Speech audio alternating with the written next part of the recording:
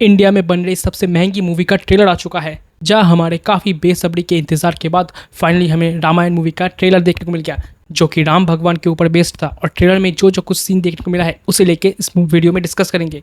और दोस्तों, क्या हाल चाल? मूवी में जो उन्होंने काम किया है वो दिख रहा है, क्योंकि इसके पहले जो फुटेज आया था उसमें हमने मूवी का जो बैकग्राउंड स्कोर है वो देखा था। जो विजुअल इफेक्ट होने वाले हैं वो तो बस थोड़ा सा ही देखने को मिला था, लेकिन लोग थोड़े बड़े स्केल में देखने के लिए इंटरेस्टेड थे कि आखिर मूवी बन कैसे रही है। और फाइनल हमें वही देखने को मिल गया, जहाँ इसे देखने के बाद हर कोई कह सकता है कि ये काफ़ी बेहतरीन है। अब अगर ट्रेलर की शुरुआत से ही शुरू करें तो हमें जो पहले ग्लिम्स देखने को मिला था उससे हमारा टेस्ट बरकरार था कि मूवी कैसी होने वाली है। और जब इस ट्रेलर का शुरुआत होता है तो जो बैटल फील्ड वाला सीन है वो काफ़ी बढ़िया है, लेकिन उसके बाद हमें एक जायंट देखने को मिल जाता है, जो मुझे इस ट्रेलर में काफ़ी कमज़ोर कड़ी लग गया। क्योंकि आप अगर उस दानव को देखोगे तो उसका जो डिटेलिंग है वो उतना खास नहीं है, वो काफ़ी ज़्यादा सॉफ्ट लग रहा था, उस पर लाइटिंग नहीं थी।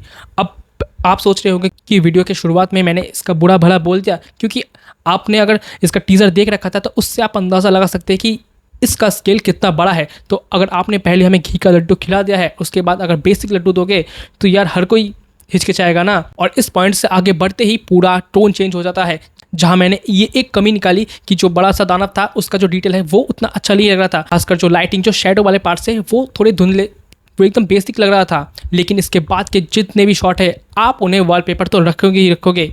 सीन्स इतने सुंदर है। खासकर मैं ध्यान देना चाहूँगा लाइटिंग के ऊपर, जहाँ आप 2 फ्रेम को नोटिस करना कि जब राम जी खड़े हुए हैं तब उनके मुंह के ऊपर जो सूरज का किरण है वो आके गिरता है, तो वो कितना प्यारा है, कितना सॉफ्ट है। और उसके दूसरे पल में जो हम राम जी, सीता जी और लक्ष्मण जी को देखते हैं तो उनके ऊपर भी वैसे ही लाइट गिर रहा था। जहाँ जो प्रजा थे वो अंधेरे में थे, लेकिन जो उनके भगवान थे वो रोशनी में थे, क्योंकि उनसे ही उन्हें आस मिलता है। तो ये जो डिटेल्स इन्होंने ऐड किया है वो काफ़ी शानदार है। यहाँ तक कि जो रथ जा रहा होता है उस पर ही जो आग जल रहा होता है उससे लोग रोशनी पा रहे थे। तो ये चीज़ इसे डिसेंबल करती है कि राम जी उनके लिए सूरज समान है, जो उन्हें सब कुछ देते हैं। और जो लाइटिंग का इफेक्ट इन्होंने दिया है वो काफ़ी शानदार है, जहाँ ब्राइट पोर्शन एक तरफ से आ रहा है और दूसरी तरफ शेडो भी बन रहा है, तो वो सीन एकदम रियल लगता है, एकदम एक्चुअल लगता है। और जो लाइट आके गिर रहा होता है वो भी नेचुरल लगता है। ऐसा लगता है कि कोई ग्लोइंग कैरेक्टर आ गया है जिसके पास बहुत सारे पावर है। तो जो ये पावर और पीस का डिसिम्बल इन्होंने विजुअल एक्सप्लेन किया है वो काफ़ी शानदार है।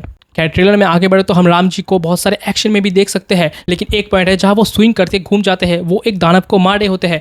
अब अगर आपने जापानीज जो रामायण है वो देख रखा है तो आप इससे रिलेट कर पाओगे, क्योंकि ये वही दानव है जिसे मार के राम जी उसे मुक्त कर देते हैं। वो किसी अभिशाप के कारण वैसा दानव बन गया था। आई होप कि ये वही है। जहाँ रणवीर कपूर एस राम भगवान काफ़ी सुंदर लग रहे थे देखने में। उनका चलने का पोर्शन, जो लाइटिंग इफेक्ट, पूरी तरह से उन्होंने जो सेटअप बिठा है वो काफ़ी शानदार है। जैसे वो प्रणाम करते हैं, जैसे वो चलते हैं, और जो कैमरा के एंगल्स भी उन्होंने सेट किया है वो काफ़ी शानदार है।